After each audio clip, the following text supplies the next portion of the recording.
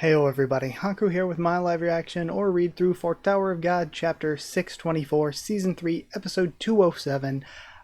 Yeah, excited to read as I always am. I'm not recording this until like 12:30 after midnight. So why not? I know I'm not exactly always the quickest draw in the East when it comes to getting these videos up anyway, but if this is even super later at night than usual, I'm not recording until nearly 1 a.m. essentially. So yeah, I'm excited. We're getting into, well, I'm excited about things other than Bomb and Dumas. I could really do without it. It's just that, in my opinion, Bomb and Dumas had a really good ending with, like, how good is it when Bomb-kun and Rack are just getting their power-ups and everything, but I think it had a really solid ending where they all got their power-ups and stuff, and Bomb didn't. Bomb didn't necessarily get a power-up, he didn't really need one, but the other two did. They had their showdown with Dumas, they all got to look a bit cool, and then they got demolished, but Dumas put respect on them. He's like, hey, I'm really strong, but you actually made me a little worried there. You three, you actually did some stuff. And I like that. It lets the main characters have this clout of, okay, they got the respect of Dumas, and they got these power-ups. So going into whatever we go into next arc-wise, like, they got something out of this arc. But emotion-wise, why do any of the three of them care that much? I mean, like, Bomb does want to help out, and by, extension, Kun as well, because of what he, like, talked about with Lilial. Shilial, sorry, got them mixed up. Heaven forbid, because Shilial's the much better one. But because of what they said before, they do want to help stop this war. They want to help Lobadan's family and everything. But emotion-wise, a lot of the stuff going on here, they're not really that connected to it. Whereas Enkidu and Traumerei, they're real connected to things emotionally. Gaston, very connected. Lobadan and Kirin, very emotionally invested. We've got stuff going on with the boss in Revolution that'd be exciting to see. Rachel's group is still here lurking around. They were still trapped down in the Sprout. Yama and the rest of the characters that were around Yama. Characters like FUG's characters and Haeksong's characters that are yet to come. Like, there's so much to be excited about, so much excitement that I want to see. I want to see so many of these things. And I also want to, and not only do I want to see them, but I also think that a lot of this stuff is more connected, more invested in what this arc is about, whereas Bomb's group is just kind of here for the most part. Like, they're here because Traumerei wants Bomb, and that's pretty much it. Gaston also wanted Bomb, but that's because he wanted the book memories, and now he has the book memories, so he doesn't really particularly need Bomb that much anymore. So really, this arc ends for Bomb's group whenever Traumerei decides he doesn't want Bomb anymore, and we might already be moving past that point. So Bomb's group isn't that emotionally involved, and we have Bomb here getting pissed off. Oh, I'm gonna fight Dumas to rescue Kun and Rack. But the issue is, and I kind of said it a bit even during the chess piece game, I was like, shouldn't we just have a temporary like, we're already Gaston's pieces. Shouldn't Bomb's group just have a temporary truce with the Pobedao, essentially? And with Gaston, essentially? Shouldn't we just work together with Dumas instead of fighting against him for now? Because, okay, so let's say Bomb gets demolished by Dumas again. Dumas has been told not to really kill him or hurt him or anything. And at least I'm pretty sure they said, yeah, don't mess with his chess piece or anything, which by extension, I mean, you can't hurt him too badly. Gaston would be upset about that. So it's like, okay, say Bomb is defeated by Dumas here. Okay, we're still going to be trapped here. But let's say even if Bomb wins. Okay, Bomb defeats Dumas, which really, really, really shouldn't happen, but it's Tower of God. And let's say he gets Kun, Bomb, they heal up and everything. They're still going to kind of be in the same place. Emotion-wise, character-wise, physically, we're going to be in the same place. Sticking with Bomb and Dumas is spinning wheels on something that has no emotional stakes, has no real physical stakes, and we're just wasting time with it. It's a waste of time when we could be seeing things that have much more physical stakes in the world of Tower of God and what's going on specifically in this arc, and also, importantly, emotional stakes, stuff going on with the characters specifically. So I do think we're probably going to get Bomb and Dumas stuff. I do think it's probably going to be spinning wheels, it's probably going to be a waste of time, And it's a bummer that, and again, I see complaints all the time, not just from English speaking audiences, but also I've seen plenty of translated Korean comments that I've been shown where people are just constantly shitting on this kind of thing. And it was happening when the characters were getting the power ups and everything.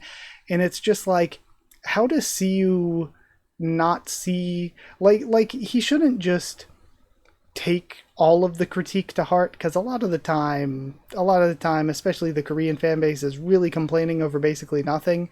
So it's like, he shouldn't take like everything to heart. He should write his story and not be swayed too much by what people say, because I think that's a part of how Tower of God got into the problem of Bomb being too strong, is that, you know, in the mid 2010s, and especially towards the late 2010s, when we were in Hell Train and Tower of God just started taking harder and harder turns into Bomb getting more and more OP, because he was already, he was always strong, and he was always meant to be much stronger than a lot of the others.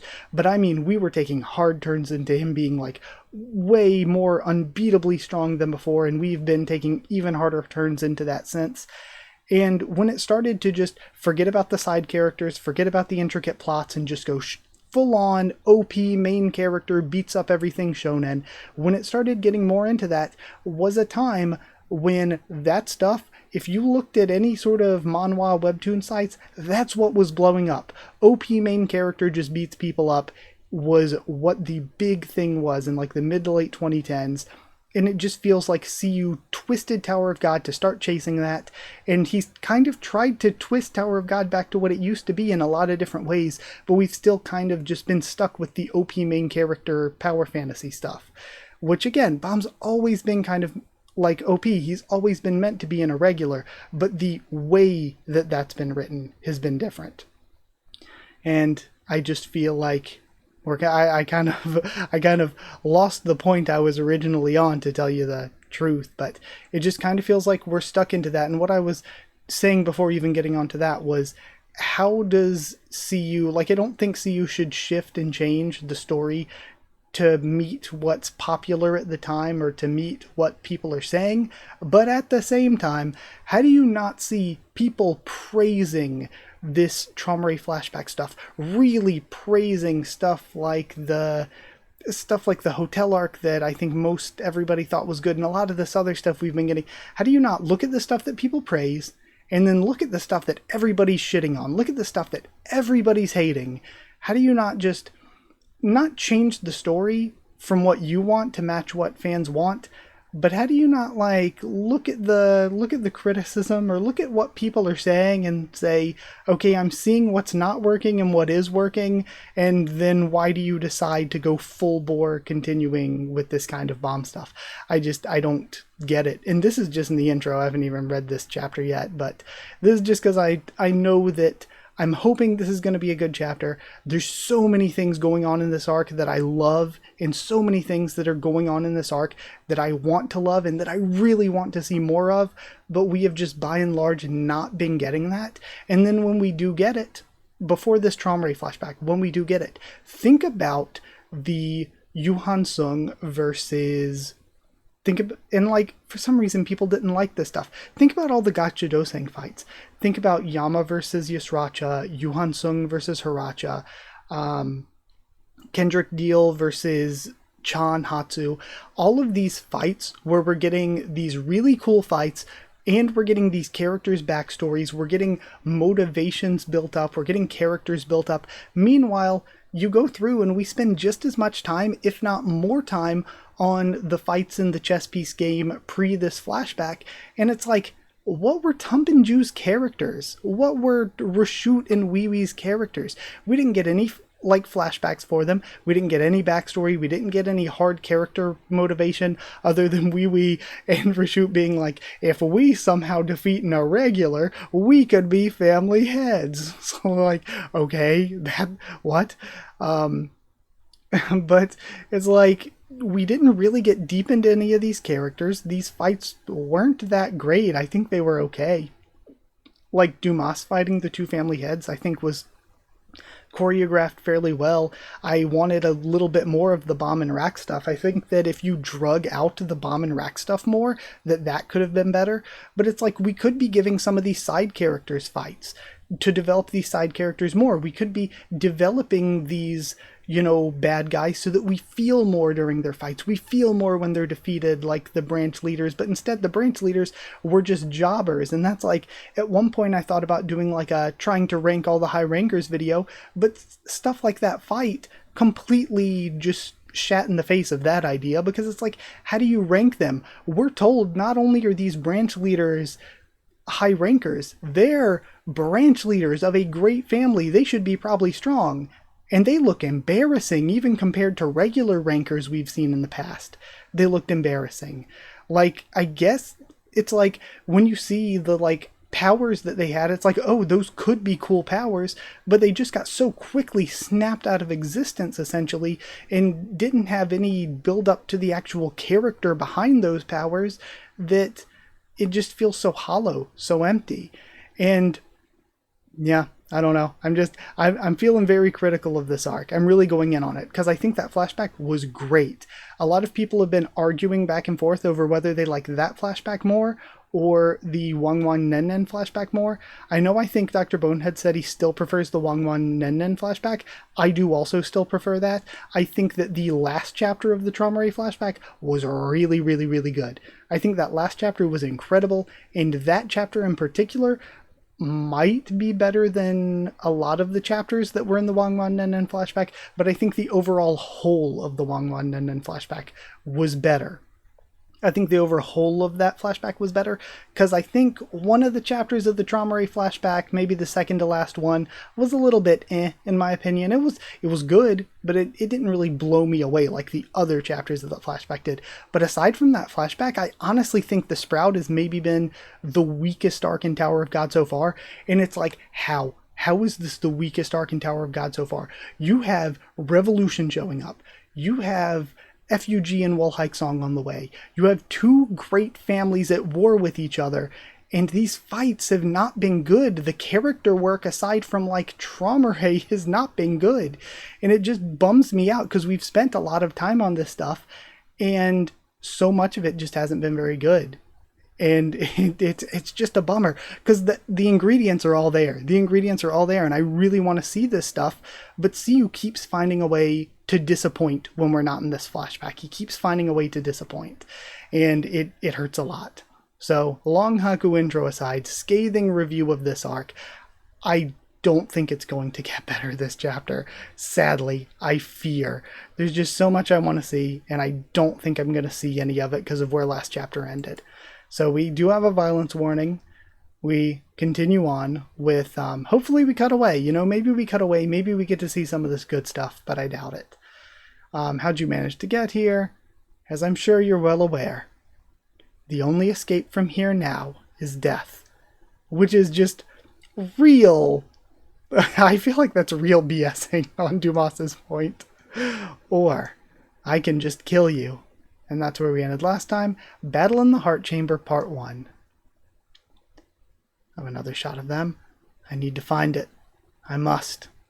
There has to be a way. I still like the idea that Kun used his ice abilities to learn from what happened with Rachel, to freeze his own heart to make it look like he was dead when Dumas was trying to grab him and carry him away, so that he can then, now that he has the power to unthaw it, he can use the fish to unthaw it to maybe get some sneak attack, or maybe do something tricky to turn the tables, or even here, if it's Bomb versus Dumas, to just interrupt it, maybe buff Bomb, maybe do something creative with Kun's powers. I think this could be a good setup for Kun. There has to be a way to save both of them and get out of here alive. I don't care. And then, if my body's destroyed in the process, no matter what it takes, I have to do this. And again, I feel like, why do you have to do this? Because I feel like, even if Bomb doesn't win here, whether Bomb wins here or not, I don't feel the stakes in it. Because I feel like if Bomb loses here, Dumas won't kill him. Like, if Bomb just loses again, I doubt he loses again. I think Bomb's gonna pull out some way to win, but let's say for whatever reason he does lose, I don't think that does anything. Like, it's not gonna make Bomb's character any different if he loses again here, and I don't think Dumas is actually gonna kill him or anything. So what's the point? And if he wins, again, they're still kind of in the same situation, basically. They might be outside of the heart room, but I feel like it doesn't change a lot of what's happening. Either way, they're still going to have to be bailed out by somebody if they want to get away from Gaston or Traumare's clutches, because everyone outside of Gaston and Traumare's clutches currently right now inside of the Sprout, I don't think matters to Bomb-kun and Rack that much. And whether or not Dumas is defeated, they still have to worry about Traumare and or Gaston, and they aren't going to be able to handle Traumare and or Gaston on their own. So I just feel like this fight just doesn't have any meaning to me. Your whole body's bleeding and covered in cuts and bruises. Your joints and tendons are dislocated and severed. Your organs have ruptured. The family head may have treated the most severe wounds for you, but you know very well that you can barely even stand upright, let alone fight me. I don't want to disobey the family head, of course. Looks back. But if you attack now, I can't guarantee that I won't kill you. There's Dumas's heart. If I use its power to my advantage, it might just be possible. This is no time to hold back in any way. I need to do whatever it takes. I'm going to ensure that those two make it out of here alive. You fool. Everything here. He pours out power from the red and blue Thrissa. Will be consumed by my flames. You complete fool. Brings out the thorns. But I understand. And then we see Rosario on Dumas's side. That's a warrior's first instinct. Do your worst. I like the bandages still on the one thorn fragment.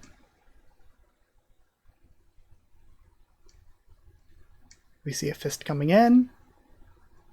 And they both seemingly whiff, but I'm assuming it's going to be a clash of power from the two. We have the creaking. And Bomb gets knocked back, but manages to stay on his feet. And actually turn it around on him to go for a kick. But Dumas is still just one step ahead like he's always been. Grabs him by the ankle. And he's probably going to throw him like he typically does. Oh no, he just holds him up to go for a punch, it looks like. Whereas Bomb goes for a kick. And they both connect. Ooh, this is neat. Okay, showing them in this little small bit where all the energy's above them. Starts to rain down. Is this Shinsu rain? And then Dumas lets him go and sort of covers himself. Bomb staggers back up. I'm not holding back anymore. And he's using transformation. I'll use everything I've got. Goes in again, this time with the red Thrissa. But it seems much like before. Because before, Dumas was able to just basically dispel red Thrissa with his attack. And it looks like he kind of does it again. This time he pushes forward. With Shinsu, more.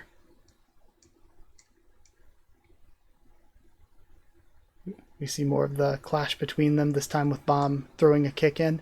I need more. But it just still seems like nothing's working. We have the Shinsu lining up behind him. Oh, and is he using... I think he might just be landing on the ground. I was going to say, is he using the, like, platform-style Blue War again, but I don't think he is. I do think some of these panels could be way cleaner, but I'm torn, because I think some of these panels could be way cleaner, but I think generally this choreography has been pretty good. I think this choreography has been, I'm torn. It's like some panels, the choreography is really good, some panels are just a little bit of a mess. And then, come on. He goes in for a flurry of attacks again. I can do this. I just need to summon my full power. We see a fist coming in. And it knocks Bomb away this time.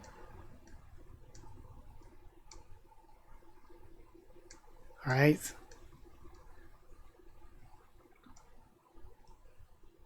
Alright. Sorry, just going back off to look at his face again. I think some people might say this looks bad. I don't think it looks bad.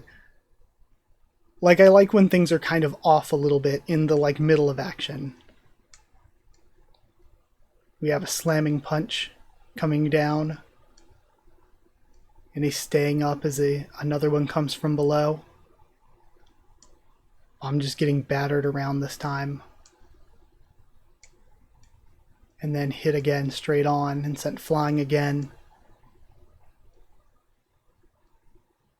Tsumasa lifting his arms up to slam down hammer style on his head. Jeez. Like, can we please just have Bomb stay down? We really don't need more of this. He is getting destroyed. And that's where we end. Wow. That is a face as well. Wow. I actually do think, in a vacuum, the fight part of this is good. The choreography, I think, is good. The issue is the story and emotion behind it. I don't feel like there is any. Like, the issue is that the story isn't good, but the fight here, the choreography, I think was good.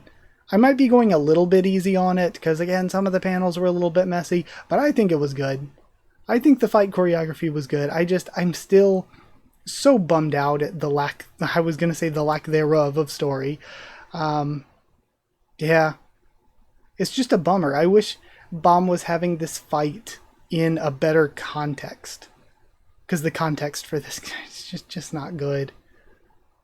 I wish CU would have found a better way. Like, instead of giving us this fight even, use some of this good choreography for Cha versus Fluffy Hat Guy. We still haven't seen what happened between... Like, they were like, you need to go and fight this high ranker.